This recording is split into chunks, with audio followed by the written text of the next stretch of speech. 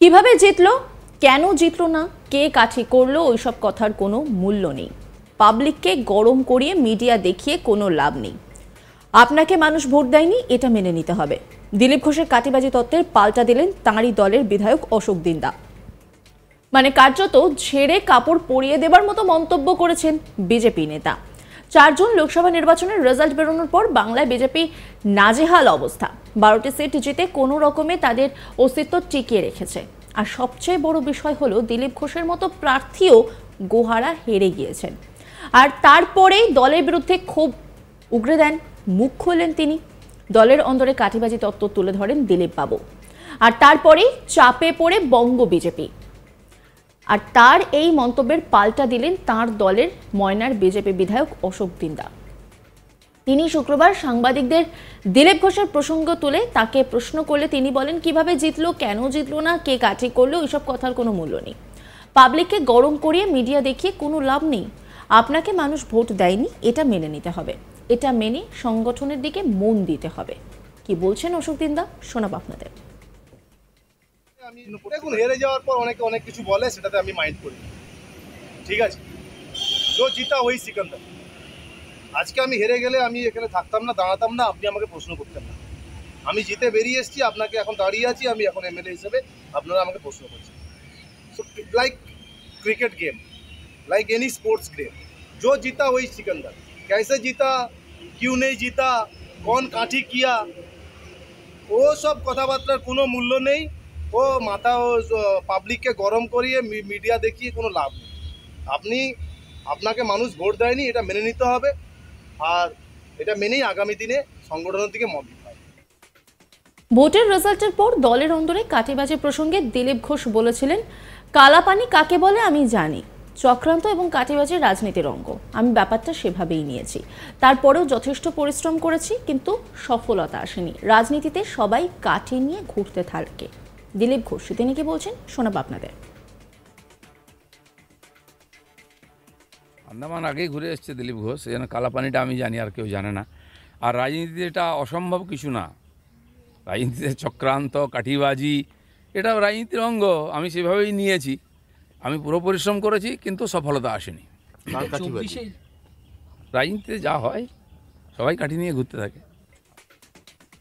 পদ থেকে আপনাকে অপসারণ এবং আপনার আসন চেঞ্জ করা প্রশ্নের উত্তরে দিলীপ বলেন, অসম্ভব কিছু না। সব সিদ্ধান্তের প্রভাব পড়ে। বাংলার মানুষ বলবেন এইগুলো ঠিক হয়েছে না ভুল হয়েছে। আমাকে দল যখন যা বলেছে আমি নিষ্ঠার সঙ্গে করেছি, পুরো ইমানদারি দিয়ে করেছি, ফাঁকি রাখিনি। এবার বর্ধমানে হেরে যাওয়া কঠিন সিট ছিল। যারা সেখানে সেদিন ছিলেন তারাও মেনেছেন একটা জায়গায় অন্তত লড়াই হয়েছে। দলের পলিসির উপর অনেক কিছু নির্ভর করে। যারা আমাকে ওখানে পাঠিয়েছেন তারা ভাববেন। তিনি কি বলছেন, শোনাব আপনাদের। অসম্ভব কিছু না, সব জিনিসের প্রভাব পড়ে। এটা ঠিক হয়েছে কি ভুল হয়েছে বাংলার মানুষ, আমার কর্মীরা বলবেন। আমাকে পার্টি যখন যে কাজ দিয়েছে আমি সেটা নিষ্ঠার সঙ্গে করেছি। দিলীপ ঘোষের কাজে 1% কখনো ফাঁকা ছিল না। পুরো ইমানদারির সঙ্গে পুরো পরিশ্রম করে আমি কাজ করেছি। আর এবারে যারা বর্ধমানে গেছেন তারাও জানেন, সেই যে কঠিন সিট ছিল, হেরে যাওয়া সিট ছিল সেই সময়।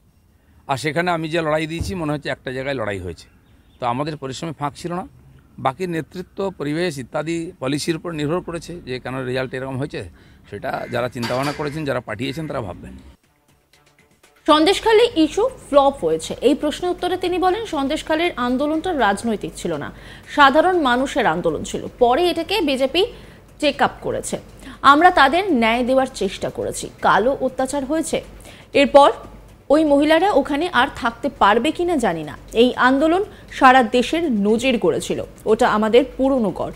ঘোরতর তৃণমূল জমানাতেও আমরা ওখানে ভালো ভোট পেতাম, কিন্তু আরও ভালো রেজাল্ট হবে ভেবেছিলাম, হয়নি। কি বলছেন তিনি, শোনাব আপনাদের। দেখুন, সন্দেশখালীর আন্দোলনটা রাজনৈতিক আন্দোলন ছিল না। প্রথম ওখানকার সাধারণ মানুষ, আদিবাসী মানুষ, মহিলাদের অত্যাচারের বিরুদ্ধে আন্দোলন ছিল। পরে বিজেপি টেক আপ করেছে, লড়াই করেছে। যে কোনো রাজনৈতিক পার্টি করেই এ ধরনের আন্দোলনকে কাজে লাগায়। আমরা চেষ্টা করেছি তাদের ন্যায় দেওয়ার, সঙ্গে দাঁড়িয়েছি। টিএমসির চাপা দেওয়ার চেষ্টা করেছে, প্রচণ্ড অত্যাচার করেছে। কালকেও অত্যাচার হয়েছে। আগামী দিনে তারা ওইখানে থাকতে পারবে কিনা, সেই মহিলারা যারা আন্দোলন করেছে, এই পরিস্থিতি আছে। এই যে একটা ঐতিহাসিক ঘটনা এবং মহিলারা আন্দোলন করে সারা দেশের সামনে উদাহরণ প্রস্তুত করেছেন, এটা তো তার জন্য তাদেরকে স্যালুট করা উচিত। বাকি আগামী দিনে কী হবে দেখা যাক। তার ফল সন্দেশখালী হিঙ্গলগঞ্জ বিধানসভা বিজেপির বহু পুরনো গড়। 20-30-40 হাজার ভোট আমরা ওখানে পেতাম, যখন সারা বাংলাদেশ 10% ভোট পাইনি, 4% ভোট পেতাম।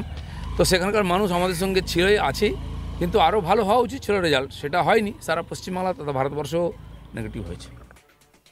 কিভাবে জিতলো, কেন জিতলো না, কে কাঠি করলো, ওইসব কথার কোনো মূল্য নেই। পাবলিককে গরম করিয়ে মিডিয়া দেখিয়ে কোনো লাভ নেই।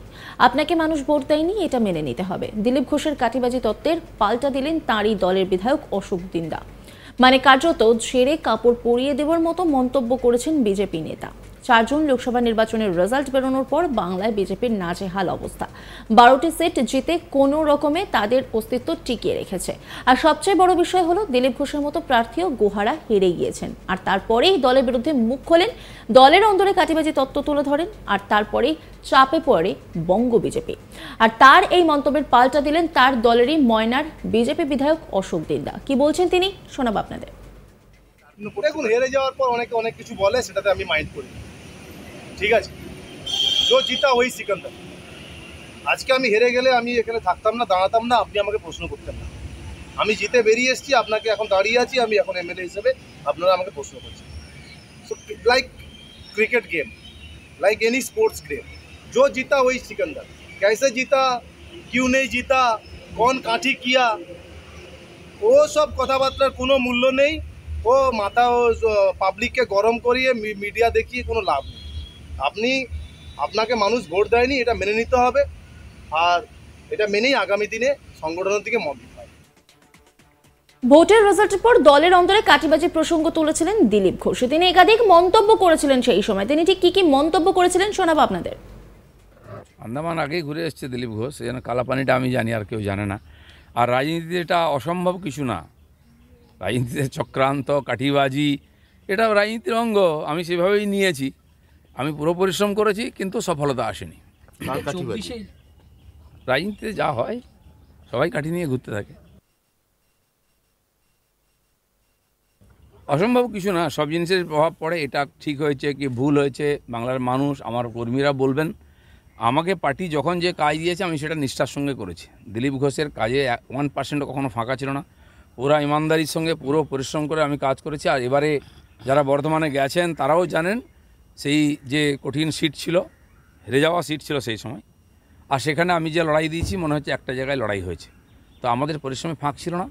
বাকি নেতৃত্ব, পরিবেশ ইত্যাদি পলিসির উপর নির্ভর করেছে যে কেন রেজাল্ট এরকম হয়েছে, সেটা যারা চিন্তা করুন। সন্দেশখালী আন্দোলনটা রাজনৈতিক আন্দোলন ছিল না প্রথম। ওখানকার সাধারণ মানুষ, আদিবাসী মানুষ, মহিলাদের অত্যাচারের বিরুদ্ধে আন্দোলন ছিল। নজর রাখুন আজ তাক বাংলার ইউটিউব স্ট্রিমিংয়ে।